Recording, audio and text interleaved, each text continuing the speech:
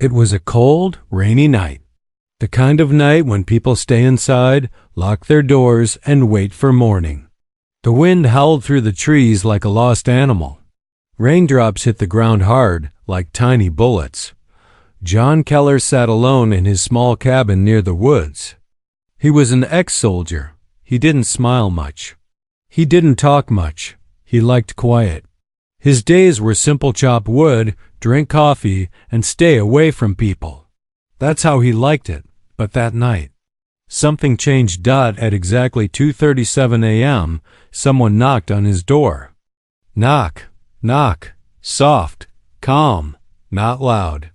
Not afraid. John stood still. He wasn't expecting anyone. He reached under the table and picked up his old shotgun. He walked to the door slowly, like a hunter moving toward danger. Another knock. He opened the door. There she stood. Not a woman, not a monster. Something in between. Her skin was silver blue, smooth and glowing. Her eyes were large and dark, filled with something, pain, maybe. Her body was thin, tall, almost too perfect. But her clothes were wet and torn. She was breathing hard. John didn't speak. He pointed the shotgun at her. She didn't flinch. Then she spoke in perfect English. Human, I do not come to hurt you. I come to ask. I come to plead. Her voice was soft, strange, musical. It didn't match her face. John narrowed his eyes. You have 10 seconds to talk, he said. She nodded. I am a widow. I lost my mate in the war. My children are hungry, but they are quiet. They do not make trouble. I can warm your bed if that is your need. Just give us a place to stay, a place to breathe. John lowered the gun just a little. His soldier mind told him this was a trap. No one talks like that. Not here. Not now. But something in her voice, something was real. Why come to me? He asked. Because you live alone, she said. Because you watch the stars every night. Because you still believe in something. John didn't like that answer. He didn't even understand it. He stepped outside, letting the rain fall on his face. Where are your children? He asked. She looked into the darkness behind her. Then she whistled a sound that didn't belong on earth. A moment later, 2 small figures came forward. Short, thin like her. They had the same glowing skin and large eyes. They looked scared, but they didn't cry. They stood beside her and held her hands. They do not speak your language, she said, but they understand silence. They will not disturb you. John looked at them, then back at her. His mind raced. He didn't trust them, but he saw something familiar. Not alien. Something human. He saw a mother trying to protect her children. He remembered war. He remembered broken homes. He remembered the look in the eyes of refugees. He lowered the gun all the way. You can come in, he said, but no tricks. She nodded once, almost like a bow. She and the children stepped into the cabin. The door closed behind them. The rain kept falling outside. John gave them towels, blankets. He made a small fire. No one spoke for 10 minutes. Then she looked at him again. Thank you, she said. You have saved more than you know. John didn't answer. He poured himself a drink and sat down. He watched them. The way the children curled up like kittens. The way she watched them, eyes never blinking. Who was she really? Why did she speak English? Why did she choose him? He didn't know. But something told him this was only the beginning. Outside, the storm grew stronger. Inside, the silence grew deeper. But somewhere in that silence, a story had started, and it would not end quietly. John woke before sunrise. The cabin was cold. Quiet, too quiet. He sat up, grabbed his boots, and listened. The fire had burned low.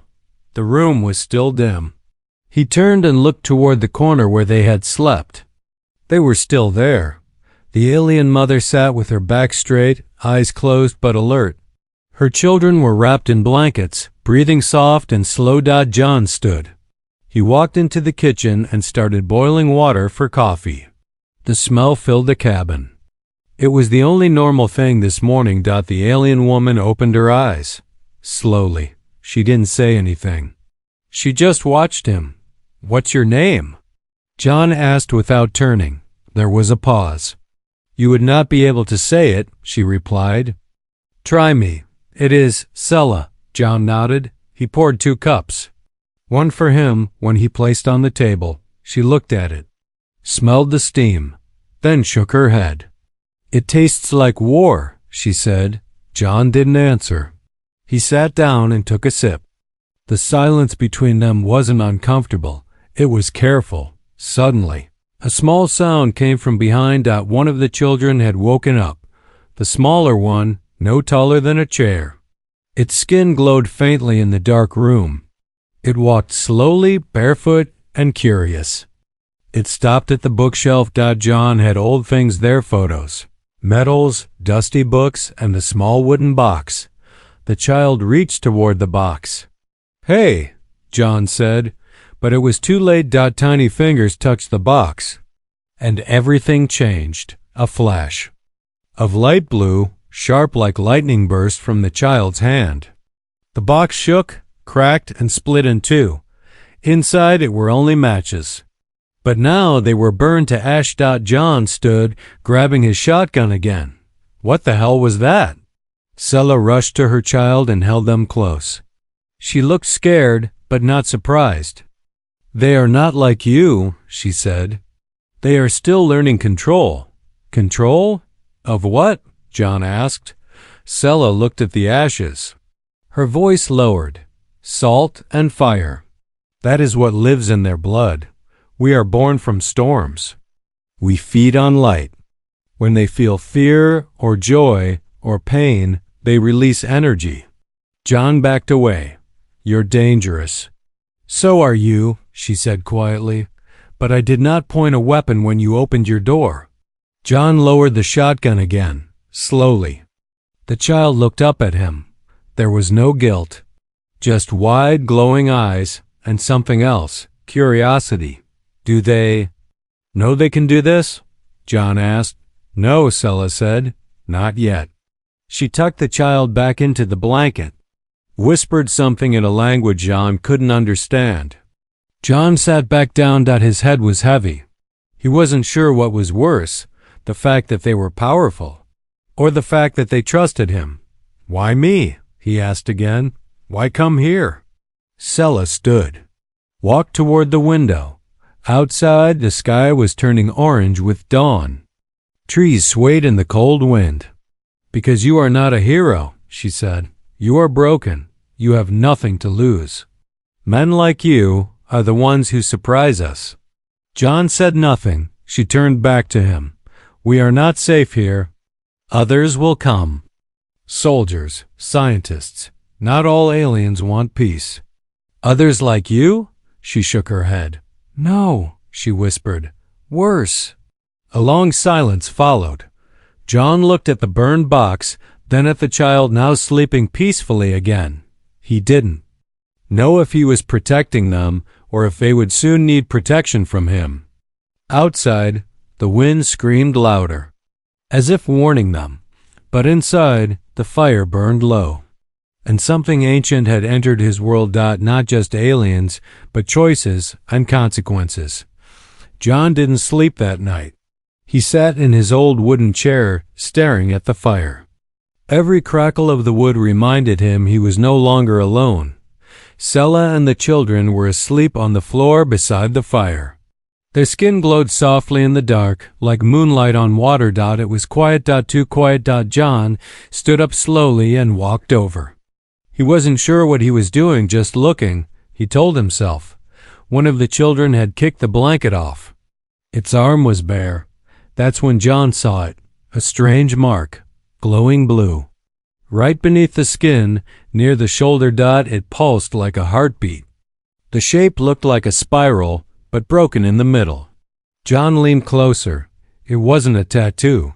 It was alive, moving slowly like smoke under glass. Suddenly, the child stirred.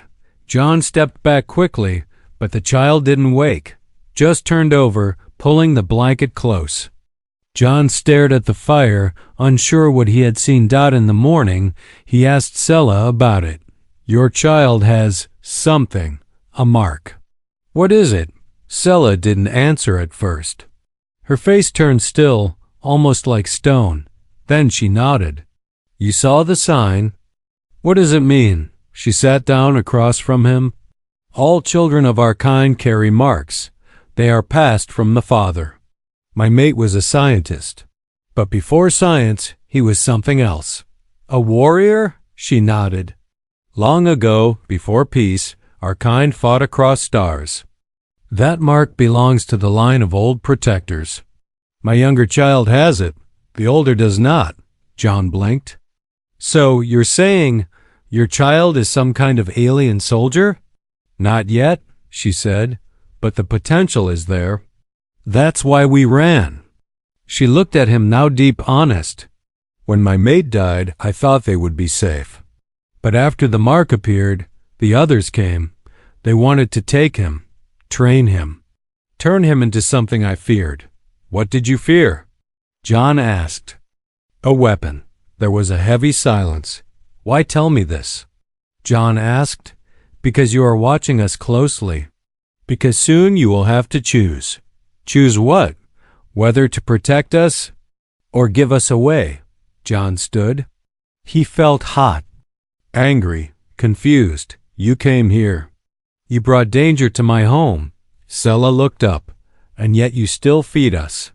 Still keep the fire going. Why?" He didn't have an answer. He walked outside. The air was sharp. The sky was pale gray. Rain had stopped, but the ground was still wet. He sat on a tree stump, staring at his hands. His life had been simple. Broken, yes. But simple. Now? Nothing made sense. And then something moved, not in the woods, on his skin. He looked down at his wrist. A small shape was glowing beneath the skin, a faint spiral. Just like the one on the child. He froze. The light faded after a few seconds, like it had never been there. But it was. He rushed back into the cabin. "Sella," he said, voice low. "Something's happening to me." She turned to him slowly, her eyes wide but not surprised. "I was afraid of this," she whispered. "What is it? What's happening?" Sella stood and walked closer. Her face had changed. She was not afraid. She was respectful. "When?" "My kind are near strong minds. Minds shaped by war, by loss, by survival. Sometimes the mark appears." "The child must have touched you." John stepped back. "So now I'm infected?" "Not infected," she said gently. "Chosen." The word made him feel cold. "I didn't ask for this," he said. "Neither did I," Sella replied. The child woke then, looked at him, reached a hand out as if recognizing something new in him. John didn't move. The child smiled, and for the first time, John saw not an alien, but something almost human, maybe even family. John hadn't turned on the old radio in years. It sat on a dusty shelf, next to old tools and broken things he never fixed. But that morning, it turned on by itself. First, he thought it was just static, a soft crackling sound like leaves underfoot. But then, he heard something else, a voice, not clear, not human, just a whisper of sound, a pattern, tracking coordinates, extraction. Then silence. John stared at the radio. It was unplugged. He looked out the window. The woods were still. But something in the air had changed. The silence wasn't peaceful anymore. It felt like something was listening. He walked back inside. Sella was feeding the children strange fruit from a pouch. The children giggled softly. The sound was light, happy, not of this world. John's face was tight. "They're coming, aren't they?" he asked. Sella didn't pretend to misunderstand. "Yes." "How close?" She took a deep breath. "The moment I entered your sky, they began to trace me. They don't follow heat or sound. They follow memory. John blinked. That doesn't make sense. It does to them, she said. They are called the vault. They collect what does not belong. And to them I do not belong. My children do not belong. And what do they do when they catch something? They erase. John walked to the window. His hand rested on the edge of the frame. Then we fight, he said. Sella looked up. You would do that? Fight for something you barely know? I've fought for worse, John muttered. That afternoon, he began preparing the cabin. He locked all windows, boarded the back door, rechecked the traps in the woods, loaded every weapon he had, 2 rifles, an old revolver, a hunting bow. He taught the children to stay low. He gave Sella a knife, though he knew she didn't need it. Something told him she had killed before as the sky darkened. Sella stood by the window and began to hum not a song not music, a signal. The children sat beside her, eyes closed. John watched. In silence. What are you doing? He asked. Telling the stars to forget us, she said. He didn't understand. But somehow he believed it was real. That night, as the wind rose and the sky grew darker than black, John heard it again. The radio. This time louder, clearer. Target location confirmed.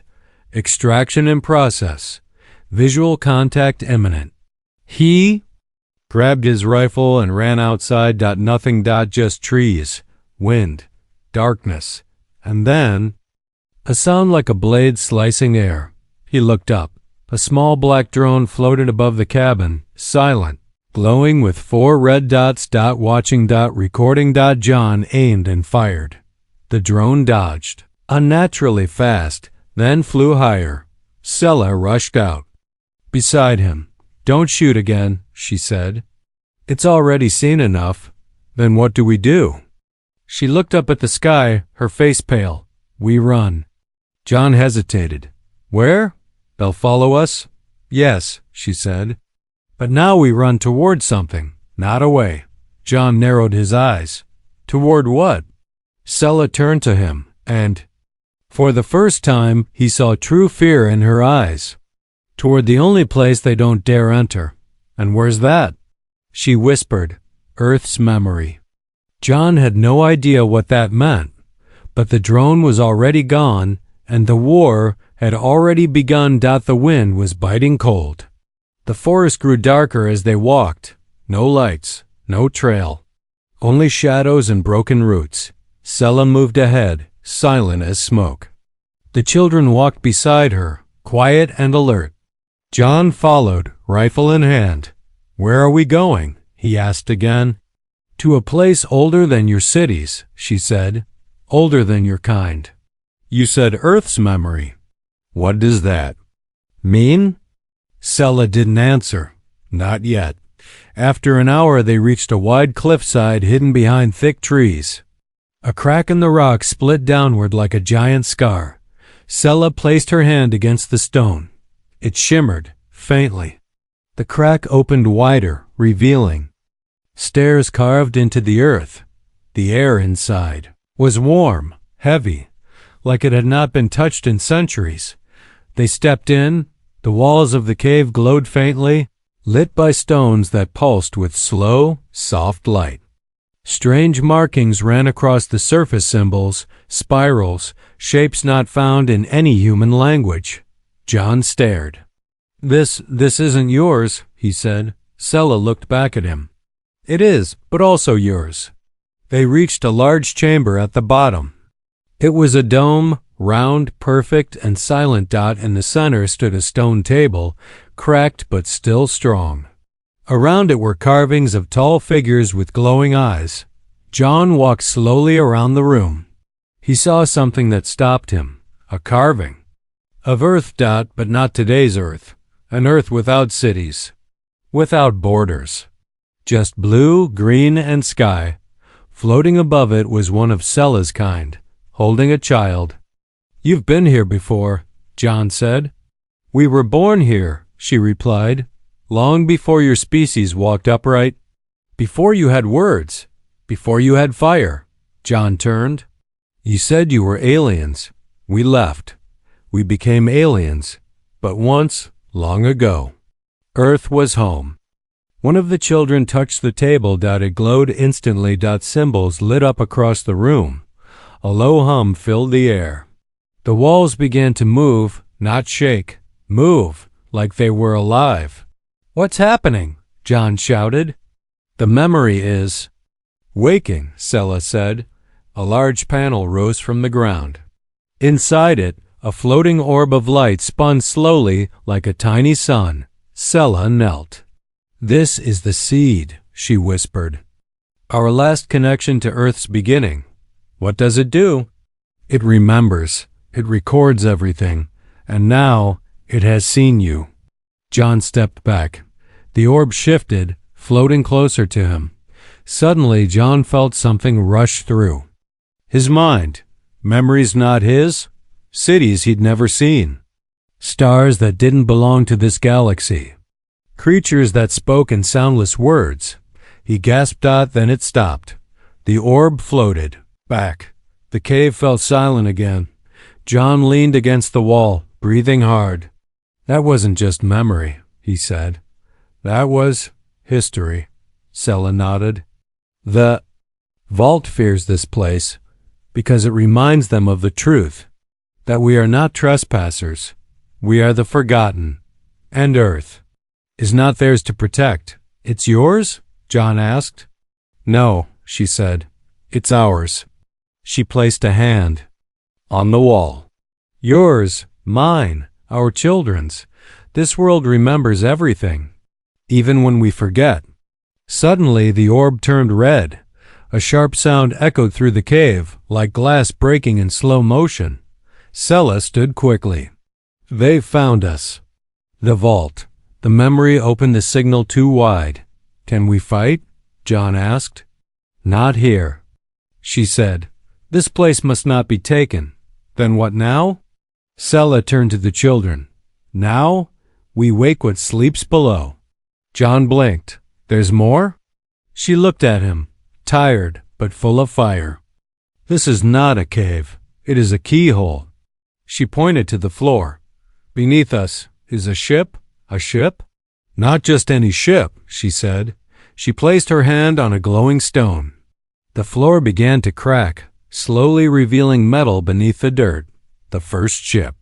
The one that left Earth and never came back. The ground opened slowly.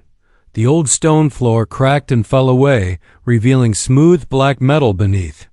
It was cold, perfect, and curved, not built by human hands. John stepped back as steam hissed from the edges. The air turned warm, electric. This is not just a ship, he said. Sela nodded. It's a memory that flies. How long has it been here? Long enough to forget itself. The ship's body pulsed softly like a sleeping creature. Lights blinked in patterns that made no sense until the youngest child walked forward and placed a hand on it. Instantly, everything lit up. The walls, the floor, the dome above. The ship exhaled. The ship breathed. The air moved like lungs expanding. A low hum filled the room. Symbols appeared across the metal, spirals, stars, waves, teeth. John stared in disbelief. It's alive. In a way, Sela said. Built by minds who no longer trusted machines. They made ships that could feel, ships that could choose. Choose what? Who they fly with, she whispered. John stumbled backward. His head throbbed.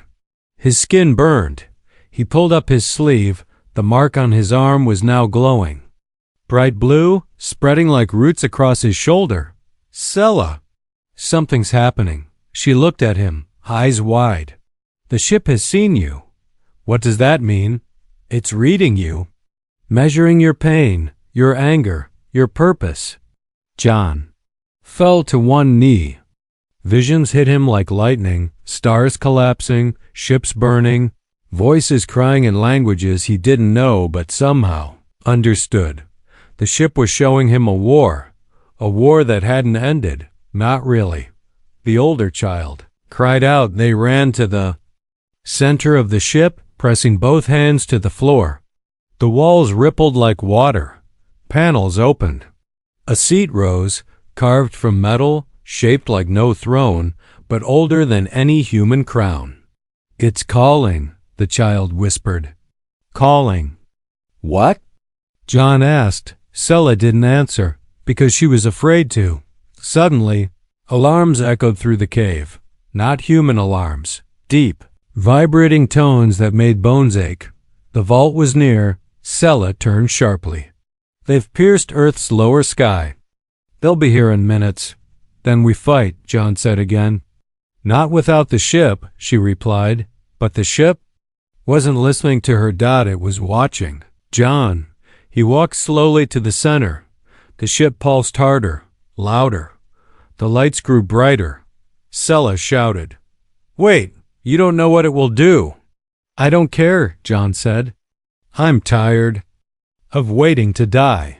He placed both hands on the control ring. Silence. Then warmth. Like a memory that wasn't his. He saw Earth, but not as it was. He saw it when the skies were gold, the trees taller, the water glowing. He saw beings like Sella walking freely, laughing, living. Then he saw fire. Vault. Ships falling from black stars.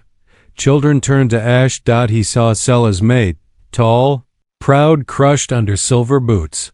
The memory ended. John opened his eyes. And the ship spoke. Not in words, but in feeling. "You remember. You burn. You are chosen." The chair at the center of the ship reshaped, not for Sella, not for her children, for him. Sella looked at him, not angry, just surprised. The ship chose you. John stepped into the chair. It sealed around him like armor made of breath, and thought. The children smiled. The floor began to rise. The cave shook. Outside, the sky cracked open. Ships fell from above like silent thunder. Sella turned to her children. "Stay close." Then she turned to John. "Fly us, or we all burn." John closed his eyes, and the ship remembered how to rise. The sky was burning. Vault ships fell like blades, long, black, sharp, humming with power. Clouds split open. The stars disappeared. John sat inside the ancient ship, but it felt more like sitting inside a mind. Every blink, every breath, changed the lights, the shape, the flow. "You're not flying a machine," Sella said from behind. "You're asking it to remember." John focused. "Then remember this," he muttered. "I'm not ready to die." The ship pulsed once. Then it moved. Not with rockets. With will. It rose, above the trees. The sky turned into war. Vault ships spotted them instantly and opened fire. Blue beams sliced through the air. The earth cracked. Forests trembled. But John didn't steer. He didn't press buttons. He thought, and the ship moved. It danced. It vanished between dimensions. Blinked through space, twisted between light and silence. Sella gripped the edge of the wall. "You're merging too fast." "I don't care." John shouted. And he didn't, because inside him something old was burning.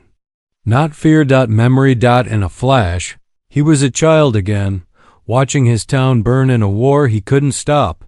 Then he was a soldier, holding a friend's body in his arms.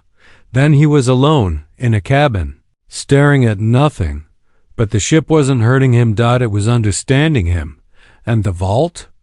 The vault feared that. One of the vault ships locked on, a massive, beam-charged. John didn't run. The younger child stepped forward, eyes glowing like stars, and touched the ship's inner wall. The beam fired. The ship absorbed it. Not just energy, data, language, intent. John felt it pour into his skull like ice. "They don't want us destroyed," he said slowly. "Then what?" Sella asked. "They want Earth forgotten." Sella looked at her children. "It's time." The older child nodded. They both stepped into the center of the ship where light was forming, the memory core. Wait, John began, but it was too late. The children connected, and the ship screamed, not in pain, in song, a song made of old voices, lost languages, star maps, fire and sorrow. The vault ships paused in the sky. They had heard that song before, long ago. When Earth wasn't a target, but a home. The vault's leader appeared, his ship shaped like a black crown. He spoke in soundless thought. This world is marked.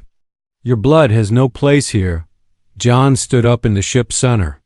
This world remembers you, he said, but not with fear, with fire. He opened his mind to the ship. He showed it everything.